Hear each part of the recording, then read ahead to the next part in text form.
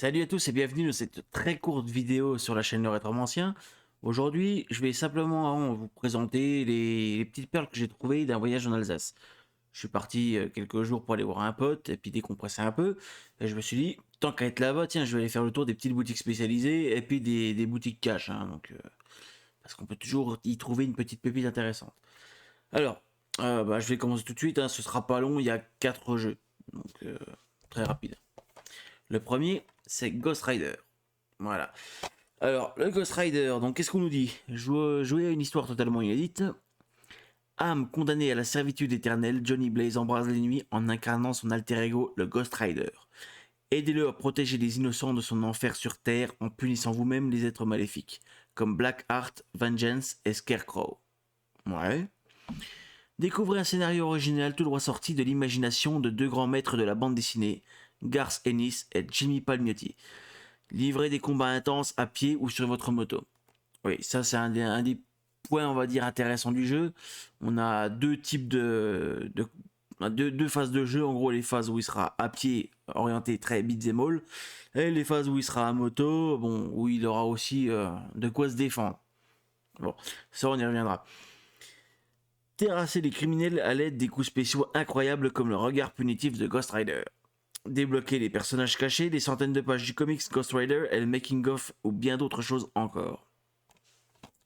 Alors en soi, on est surtout sur un jeu type action-course. Voilà, comme je l'ai dit, deux grandes phases d'action. Les phases à pied, donc très orientées beat'em all, et les phases à moto où on aura aussi droit à des phases de combat. Donc globalement, le 2 bémol que j'aurais reproché au jeu, puisque je l'ai essayé via l'émulateur. Oui, je sais, c'est pas bien, mais bon. Des fois, ça vaut peut-être le coup d'économiser quelques euros pour éviter d'acheter une bouse. Le jeu est très répétitif, c'est-à-dire on va aller dans une zone, on va nettoyer la zone, progresser, et ainsi de suite. Et le contrôle de la moto pour les phases de course est... putain, c'est hard, c'est trash. Euh, comment expliquer? La moto est très lourde, donc du coup, on doit toujours incliner à fond les joysticks pour pouvoir tourner, puis souvent on les incline trop fort et puis on finit dans un mur. C'est con parce que ça fait partie des petits bémols du jeu, quoi. On finit par apprendre à contrôler ça, puisqu'il y a tacitement que dans les virages que ça nous pose un peu problème. Mais au-delà de ça, le jeu est pas mal. C'est un peu comme un mélange entre Devil May Cry et God of War, mais en moins bien. Ça faut reconnaître. C'est pas aussi ambitieux que ça. Mais bon, c'est un bon jeu quand même à tester pour tous ceux qui aiment le beat'em all et qui aiment les jeux bourrés en général. Le jeu suivant, c'est Curse Eye of Isis. Donc il va s'agir là par contre d'un survival horror. Donc qu'est-ce qu'on nous dit? Londres 1890. Une mystérieuse statuette égyptienne disparaît du muséum de Grande-Bretagne. Cette relique est protégée par une malédiction millénaire qui sème le chaos et la folie autour d'elle. Un combat sans relâche contre une force démoniaque et insaisissable. La malédiction peut frapper à tout instant. Jouer avec deux personnages aux compétences complémentaires, Darian et Victoria. Explorer 4 univers sombres et inquiétants, du Londres victorien aux pyramides égyptiennes. Alors, d'après ce que j'en ai lu sur internet, ce jeu c'est Survival Horror, donc clairement typé Resident Evil, mais dans les premiers jeux. En gros, il y aura des énigmes, des phases d'action, mais ça promet. Bon, il y a beaucoup de gens qui sont assez dubitatifs parce que les angles de caméra ont l'air un petit peu foireux, l'IA a l'air un peu aux fraises. Mais j'ai vraiment hâte de m'y frotter parce que le jeu a l'air quand même vachement intéressant. L'esthétique, moi, me plaît bien. Je suis pas quelqu'un de difficile du tout en même temps. Et du coup, dès que j'aurai le plaisir d'avoir un Switch Péritel pour HDMI, je me le fais. Ça, c'est clair. Alors là, par contre, je suis très content parce que j'ai retrouvé une petite perle à laquelle je jouais quand j'étais gosse. Et c'est un jeu. J'étais une vraie merde dessus, mais je l'adorais. Ce jeu, c'est Sword of the Samurai. Donc, alors, ça fait partie de la saga Kengo. Donc, on avait le premier jeu Kengo Master of the Bushido. Et ensuite est sorti le deuxième jeu. Par contre, je sais pas pourquoi ils l'ont appelé Sword of the Samurai. Sûrement qu'ils pensaient que ça se vendrait mieux comme ça chez nous.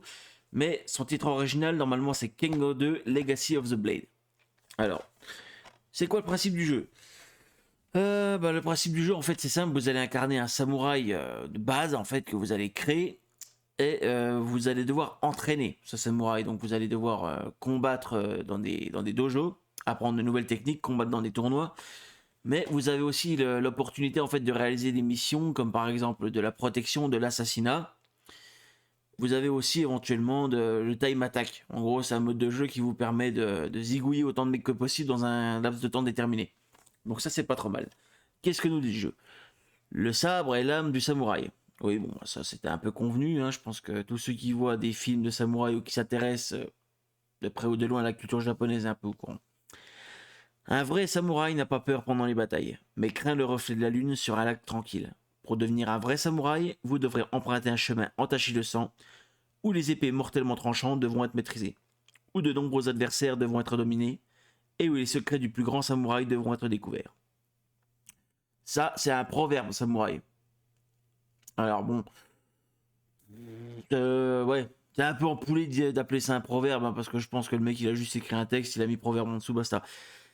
Normalement, un proverbe, je vois plus ça comme une courte maxime qui te donne une leçon pour que tu t'inspires. Pour t'inspirer que tu avances, quoi. Alors, relever de nombreuses missions, assassinat, protection, libération, tournoi et d'autres encore. Créez votre propre combattant et entraînez-le auprès de maîtres samouraïs ayant réellement vécu. Combattez 30 samouraïs légendaires dont Miyamoto Musashi et Yeiyu Jubei, maniant des armes authentiques et élaborant des styles de combat historiques. Historique, on vous dit, hein. Attention.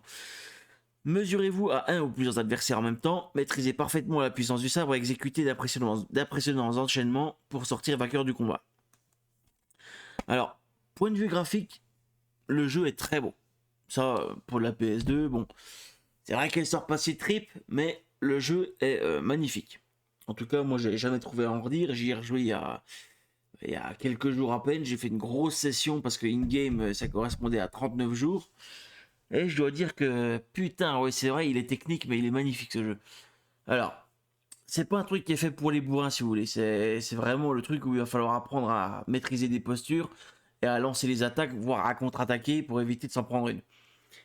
Et le truc, c'est que c'est un peu un héritier de Bushido Blade. La saga Kengo est une héritière de Bushido Blade. Et dans ce jeu, quand vous combattez au sabre réel, si vous parvenez à déclencher ce qu'on appelle l'hémorragie à votre adversaire, sa barre de vie va se vider entièrement. Puis si vous maintenez vos distances, vous allez gagner puisque l'autre va crever comme une merde littéralement. Et puis bah si c'est vous qui prenez l'hémorragie dans la gueule, tant pis pour votre cul quoi. Moi ça m'était déjà arrivé dans certains duels de me choper un saignement. Et le truc le plus drôle c'est que quand j'arrivais à buter l'ennemi, le jeu me considérait comme victorieux, bien qu'après ma barre de vie se vide complètement et que je m'écroule comme une merde. Je dois avouer que c'était marrant. C'était particulier, mais c'était marrant. C'est une bonne simulation de samouraï, mais pas du tout adressée au bourrin, quoi. Donc, ma foi, faites-vous votre propre avis. Le dernier jeu, et puis là, c'est une perle ce truc. Je pensais pas que j'allais le trouver ce truc-là un jour. Je me suis, voilà quoi, les chances seraient infimes, mais les visiteurs sur Game Boy. Voilà. Donc c'est la deuxième adaptation vidéoludique du film Le Visiteur, donc le tout premier. Ça fait partie en fait de l'adaptation de ce jeu-là. Voilà. Donc Les Visiteurs, la relique de Sainte-Rolande sur PS1 que j'ai en très bon état complet. Je l'ai payé 8 balles sur eBay. Putain, le truc était tellement nickel chrome. Je me suis dit, ce truc-là, ça devait être le cadeau de quelqu'un. Mais genre le cadeau de rupture, tu sais, tu dis écoute, je t'aime bien, voilà, mais tu vois comment je te considère. Sans déconner, il est impeccable, même le CD n'a pas une seule rayure. Mais par contre, ce qui est étrange avec ce jeu, c'est qu'il fait ramer la PS1. On est obligé de jouer sur la PS2 pour que ça passe correctement. Enfin bon, bref. Alors, celui-ci, c'est une adaptation dans le même ton, hein, donc c'est simple. Jacouille et Godefroy sont propulsés à travers certaines époques et ils doivent en gros ramasser les objets qui n'ont rien à y foutre. Bon, des deux versions, je trouve que c'est la version Game Boy qui est la plus maniable, sans déconner. Ça m'a frappé, et encore, hein, parce que je l'ai testé sur une Game Boy d'époque, sans rétroéclairage, donc c'est-à-dire avec des graphismes dégueulasses au possible. Et pourtant, le jeu avait l'air très fluide de ce que j'en ai vu. Bon, le principe c'est un peu empoulé quoi. Parce que bon, on est toujours censé ramasser des objets, puis ensuite se barrer par une porte. D'après ce que j'ai compris, les niveaux ont plusieurs sorties différentes, ce qui change un petit peu le jeu quoi. Mais très bon. Je dirais quand même des deux sans problème, la version Game Boy, c'est la meilleure version quoi. Et comme ça, moi j'ai le full set, les jeux, le visiteur. Les jeux, les visiteurs. J'ai même plus parlé. Voilà, donc ça va conclure cette petite vidéo sur ma chasse en Alsace. Je vous dis à très bientôt pour de prochaines vidéos, pour de prochaines publications. Suivez la page du Rétromancien, partagez si vous aimez, enfin vous connaissez la chanson. Et moi je vous dis bonne soirée et à bientôt. Ciao.